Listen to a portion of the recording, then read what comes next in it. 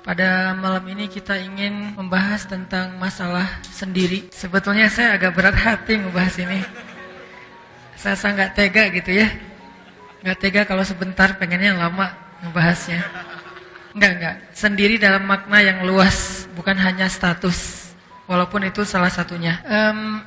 Kadang kita pernah ngerasa kayak berat ketika kita lagi sendiri. Yang biasanya heboh bareng dengan geng, bareng dengan teman-teman, tiba-tiba karena satu dan lain hal, akhirnya teman-teman menjauh dari kita. Mungkin kita salah ngomong, mungkin kita salah sikap, mungkin kita terbawa emosi, mungkin kita gak suka dengan komen teman kita di grup. Akhirnya kita kayak menjauh atau dijauhin sama geng kita, sama teman kita. Mulailah merasakan kesendirian. Atau kadang-kadang kita merasa sendiri itu di antara orang ramai karena dianggap mungkin cuma kita doang yang idealis. Yang lain terlalu realistis dalam pekerjaan misalnya. Yang teman-teman kita ngikutin aja flow atau budaya di kantor kita yang sebetulnya menurut kita nggak nyaman, nggak tenang gitu. Kayak misalnya banyak hal-hal yang nggak sesuai dengan agama, nggak sesuai dengan tuntunan Allah, dan bahkan dalam aturan negara juga itu sebetulnya melanggar. Tapi karena udah terbiasa kayak gitu, jadilah culture ya, jadilah habit. Nah, di antara satu kantor, cuman kita doang yang mungkin masih bertahan, nggak mau ikut-ikutan. Mulailah merasakan kesendirian di antara banyak orang. Atau justru kesendirian itu muncul setelah kita udah punya keluarga. Ketika istri lagi ngambek, nggak mau ngajak ngomong sama sekali. Ketika istri lagi ngambek, kita harus tidur di sofa. Ketika istri lagi ngambek, kita harus itikaf di masjid. Nih curiga buat yang rajin itikaf nih. Kenapa? Karena Nabi pernah itikaf di masjid beberapa malam gara-gara merasa tidak nyaman dengan sikap istri-istri beliau yang waktu itu pada cemburu. Saking lamanya Nabi tidak pulang ke rumah, istri-istri Nabi merasa khawatir jangan-jangan kita udah dicerai sama Nabi. Lalu mereka mengutus Abu Bakar As-Siddiq, "Ya Abu Bakar, tolong tanyakan kepada Nabi, apakah Nabi sudah menceraikan kami?" Lalu Abu Bakar datang untuk bertanya kepada Nabi, Nabi diam, nggak menjawab. Abu Bakar juga nggak enak, takut ngeganggu Nabi, pulang aja. Terus ngutus Umar bin Khattab, bapaknya Hafsah. Umar datang nanya ke Nabi, "Ya Rasulullah," mereka nanya apakah Rasulullah menceraikan mereka. Nabi diam. Akhirnya Umar balik lagi ke rumah istri-istri Nabi, mengatakan tidak ada jawaban dari Rasul. Makin khawatir istri Nabi, jangan-jangan benar kita udah diceraikan.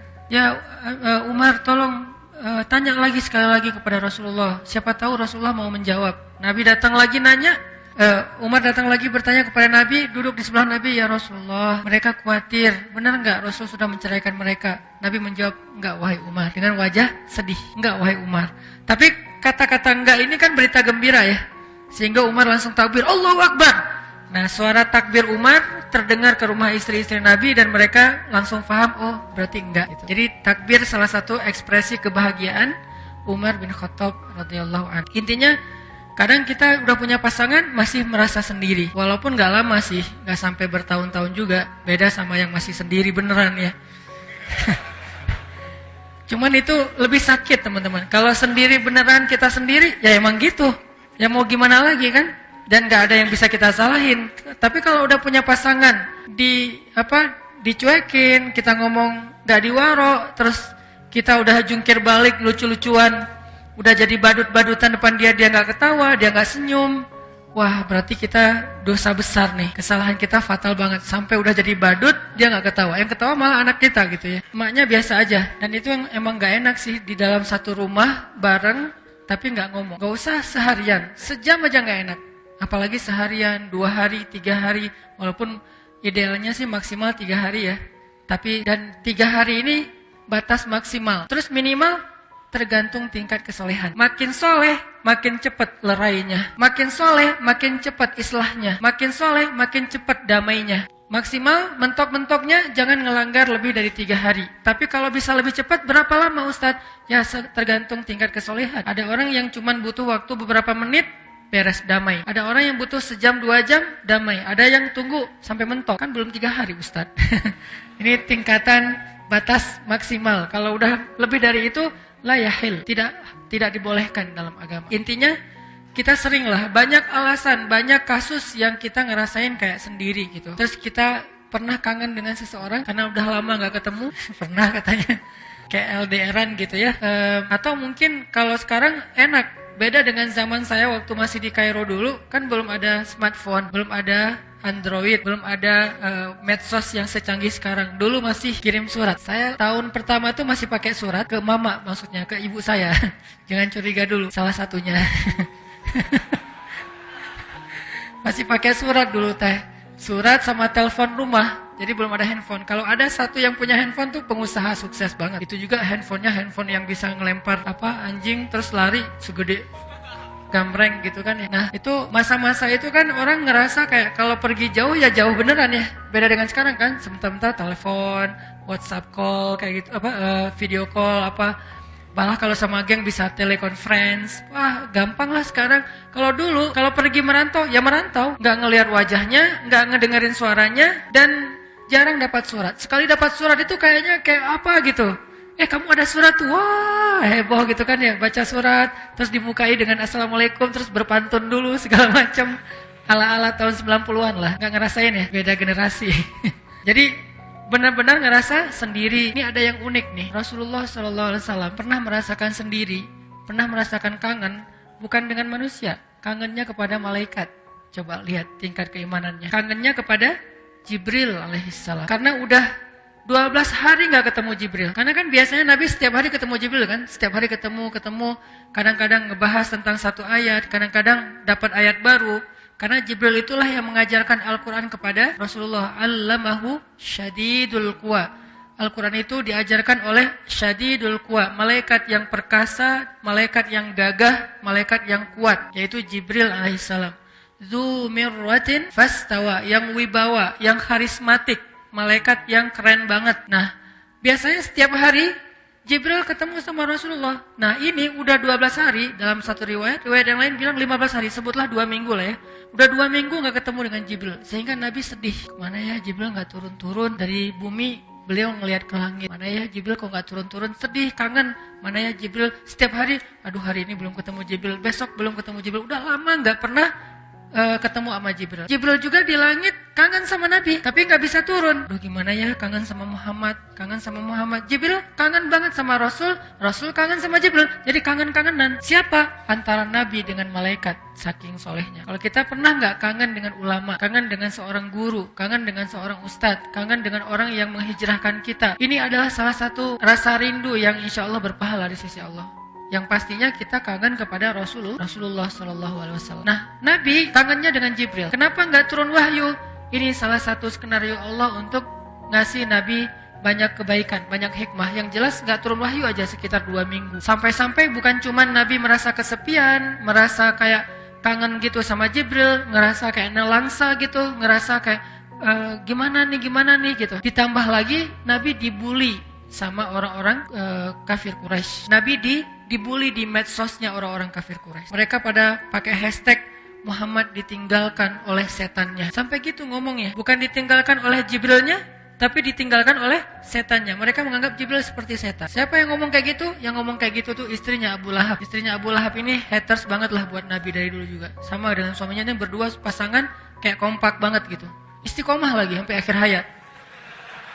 Benci sama Nabi. Apapun yang Nabi bikin jelek di mata mereka. Dicari-cari kesalahan Nabi. Ketika Nabi lagi kemana, teman-teman cuma imajinasikan ya. Gimana terganggunya Nabi sama 2 orang ini. Terganggu banget teman-teman. Jadi belum subuh, 2 orang ini udah di depan pintu rumah Nabi nungguin. Begitu Nabi keluar dari rumah, diikutin. Diikutinnya bukan mau ngelindungin kayak Abu Bakar, kayak Umar, kayak yang lain-lain kan ngelindungin Nabi ya. Kalau ini bukan, pengen ngerecokin Nabi. Kalau Nabi baru ngomong, gak usah percaya, dia tukang sihir. Udah pergi aja. Gitu coba. Dan orang percaya sama Abu Lahab karena dianggap Abu Lahab ini pamannya Rasul sendiri. Pamannya aja ngomong kayak gitu, jadi gak usah percaya. Jadi kemana Nabi pergi, Abu Lahab ngekor gitu. Terus Nabi berdiri, dia berdiri. Nabi duduk, dia duduk. Nungguin terus. Ini gak elegan banget cara ngeganggunya. Kalau Abu Jahal masih agak-agak elegan walaupun sama-sama kufur ya. Kalau ini gak elegan sama sekali. Ditungguin. Subuh-subuh udah di depan rumah Nabi. Gak tahu mungkin itikaf juga di situ kali dia semalaman. Gak kemana-mana. Jadi sangat terganggu Rasul sama Abu Lahab dan soulmate-nya itu Ummu Jamil, istrinya Abu Lahab. Sampai-sampai Nabi pernah mau bikin acara kayak tabligh akbar kalau bahasa kita ya, keraut gitu kan, berdiri di atas bukit Sofa. Kemudian Nabi memanggil penduduk Mekah, ya ahla Makkah, ya ma'syara Quraisy, halummu ilayya, halummu ilayya. Wahai penduduk Mekah, wahai orang-orang pemuka Quraisy, berkumpullah ke saya, ke sini, kata Nabi. Nabi kalau ngomong tuh lembut, suara lembut beliau terdengar jarak sekian dan sekian. Jadi orang yang jauh mendengar suara beliau seperti orang di sebelah beliau. Ini mukjizat suara Nabi. Kalau mukjizat suara Daud bikin orang terkesima, makhluk terkesima. Kalau mukjizat suara Nabi bikin orang mukni, langsung kayak ngeklik gitu dengan suara beliau. Ketika Nabi khutbah Haji Wada kan itu jumlah yang jamaah yang hadir kan ratusan ribu ya, Haji Wada. Pas Haji Wada Nabi khutbah terakhir itu yang dengar sepadang Arafah, dan Nabi nggak pakai mic loh. Kebayang nggak sejarah waktu itu? Nabi berdiri di tengah padang Arafah, terus orangnya ada ratusan ribu, Nabi khutbah nggak pakai mic. Terus gimana yang di belakang? Nggak gitu kan? Ternyata orang yang paling ujung mendengar suara Nabi sejelas orang yang ada tepat di depan Nabi, padahal nggak pakai mic. Ini mukjizat dari suara Rasulullah SAW. Makanya Nabi ngomongnya santun, pelan. Kalaupun beliau berteriak porsi yang pas, proporsional. Ya ahla Makkah, kata Nabi. Ya ma'syara Quraisy. Yang beda justru khatib. Khatib ketika bawa ayat hadis ini berubah nadanya. Ya ahla Makkah. Jadi berubah lagi kan ya. Nabi nggak gitu teriaknya. Nabi kalau teriak nggak sampai terlihat langit-langit mulut beliau. Ketika beliau mengangkat dagunya nggak sampai terlihat leher beliau terlalu lebar. Sangat ideal. Jadi nggak sampai kehilangan izzah, kehormatan beliau itu nggak kehilang gara-gara beliau teriak. Kalau kita kan kadang-kadang kalau teriak sampai wajahnya merah gitu kan ya. Kalau Nabi nggak sampai wajahnya merah. Ya ahla Makkah, ya ma'syara Quraisy, halummu ilayya. Wahai penduduk Mekah, wahai orang-orang pemuka Quraisy, kesini berkumpullah di dekat saya. Pada datang semuanya karena sayang sama Muhammad. Buat mereka sosok Rasulullah Muhammad itu adalah kesayangan penduduk Mekah. Muhammad sebelum beliau Islam adalah pemuda sebelum beliau dapat wahyu maksudnya adalah pemuda kesayangan penduduk Mekah. Sehingga ketika beliau memanggil mereka semuanya pada datang. Nabi mengatakan, ya ahla Makkah, ya ma'syara Quraisy, kalau saya bilang di balik bukit ini ada pasukan yang mau menyerang kota Makkah, kalian percaya nggak sama saya? Kata mereka, kami tidak pernah mendengar dusta darimu Muhammad. Kami percaya engkau al-amin. Percaya kan teman-teman? Percaya. Semuanya udah bilang percaya. Setelah mereka declare percaya, baru Nabi bilang, ya ma'syara Quraisy, ya ahla Makkah, kenapa kalian menyembah sesuatu yang tidak bisa memberi kalian manfaat, tidak bisa juga memberi kalian mudarat? Kenapa kalian menyembah sesuatu yang tidak bisa berbicara, tidak bisa melihat, tidak mendengar? Sedangkan kalian mengabaikan Allah. Wahai penduduk Mekah, aku ingin menyampaikan kepada kalian kebenaran. Bersaksilah, tiada ilah yang patut disembah selain Allah, dan aku adalah utusan Allah. Mereka mulai kaget. Kaget apa? Belum pernah mereka mendengar berita ini dari orang-orang sebelumnya. Karena jarak antara mereka dengan zamannya Ismail udah jauh. Jadi udah gak ada lagi orang yang ngomong tentang kebenaran tauhid pada masa itu. Jadi kayak heran gitu, ini ucapan apa ya? Di satu sisi benar, di sisi lain tapi kok gak pernah dengar ya? Nah gitu tuh, agak bingung kan? Benar tapi gak pernah dengar. Jadi kayak polemik antara logika mereka yang benar tapi culture-nya, loh kok yang lain gak ngomong gini, kok cuma Muhammad doang ngomong gini. Jadi kayak mereka kediem gitu. Benar juga sih, tapi gimana ya? Benar juga sih, tapi gimana? Lagi kondisi kayak gitu, tiba-tiba Abu Lahab ngomong. Ini nih bahayanya Abu Lahab. Dia langsung mengatakan, Tabban, celaka kamu Muhammad, dasar kamu. Dari kecil udah saya didik kamu, kenapa kamu mengecewakan saya? Celaka kamu Muhammad, celaka kamu Muhammad. Gara-gara ini kamu kumpulkan kami, dan seterusnya. Dia habis-habisan sampai wajahnya merah, sampai dia kayak punya tim buzzer gitu kan. Jadi tim buzzernya juga ikut ngomong belakang dia, jadi yang viral aja di antara yang lain-lain. Mulai datang desas-desus ke satu orang ke orang lain, ke satu pemuka kaum ke yang lainnya. Akhirnya pada bubar aja gara-gara Abu Lahab. Nabi cuman ngelihat ke bawah aja kayak sedih gitu. Nabi nggak membalas dengan ucapan yang sama seperti Abu Lahab. Allah yang membalas. Tabbat yada abi lahabi wa tab. Bukan Nabi yang ngomong, Allah. Dan Allah lebih berhak untuk bicara itu. Allah berhak untuk mengatakan tabban untuk hambanya, karena Allah maha tahu isi hati hambanya. Jadi kalau Nabi enggak, Allah yang ngomong gitu. Dan karena ini ayat, Nabi harus ngomong kan? Harus baca. Nabi pun membacakan ayat itu dengan nada yang beliau sedih sampai turun ayat itu untuk Abu Lahab. Sedih banget karena beliau berharap Abu Lahab dapat hidayah. Tapi turun ayat Tabban, berarti udah gak akan dapat hidayah. Celaka sudah. Dibaca oleh Nabi ayat ini, Abu Lahab makin menggila. Kata orang-orang, kalau Abu Lahab itu pintar, harusnya Abu Lahab pura-pura beriman. Karena apa? Kalau Abu Lahab mengaku beriman, berarti ayat itu keliru. Katanya dikutuk, katanya celaka, katanya tertutup hatinya. Kok beriman? Berarti Muhammad bohong dong. Kalau Abu Lahab pintar. Tapi itulah, Allah sudah menutup hatinya, pikirannya, summum bukmun umyun, sehingga dia tidak bisa berstrategi. Udah aja dia pergi marah-marah sendiri, gak jelas. Ini artinya, udahlah Nabi, udah 2 minggu gak ketemu Jibril, gak dapat wahyu. Nabi kayak sedih gitu, sepi gitu, gak ada Jibril dalam hari-harinya. Nabi sedih, tiba-tiba datang Ummu Jamil ngeledekin, datang orang-orang kafir Quraisy ngeledekin. Muhammad sekarang rasain tuh ditinggalin sendiri, makanya jangan sok suci apa segala macam.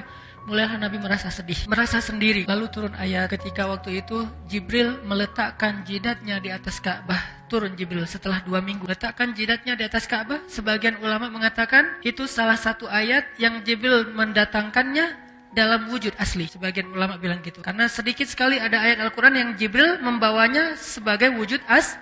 Ini salah satu ayat yang Jibril membawanya dengan wujud asli. Jibril langsung turun, meletakkan dagunya di atas Ka'bah seperti orang yang meletakkan jidatnya di atas Ka'bah seperti orang yang sujud. Lalu dan yang ngelihat Jibril itu kan cuma Rasulullah ya. Dari kejauhan Rasulullah ngelihat, itu seperti sayap Jibril yang pernah aku lihat di wahyu pertama. Lah itu Jibril beneran lagi sujud di atas Ka'bah. Dari kejauhan benderangnya cahaya Jibril terlihat oleh Rasulullah SAW. Rasulullah langsung nyamperin. Kemudian ketika Rasulullah sampai di depan Ka'bah, Jibril melihat ke arah Rasulullah dengan tersenyum. Jibril melihat ke Rasulullah dengan tersenyum. Jadi kayak mereka lagi kangen banget ketemu gitu. Tapi dalam makna yang positif ya. Lagi kangen banget ketemu. Kayak kita lagi kangen banget dengan guru kita, kangen banget dengan orang soleh, kangen banget dengan ulama. Tiba-tiba ketemu tuh gimana rasanya tuh? Kayak mau cium tangan, mau peluk, mau dapat berkah, mau didoain, mau dinasehatin, pokoknya duduk aja dengerin sebanyak mungkin. Kan ada ulama yang auranya tuh emang aura orang ahli zikir ya. Sehingga kalau kita ketemu tuh kayak hilang semua nafsu kita gitu. Tiba-tiba jadi orang kayak gak punya nafsu, udah gak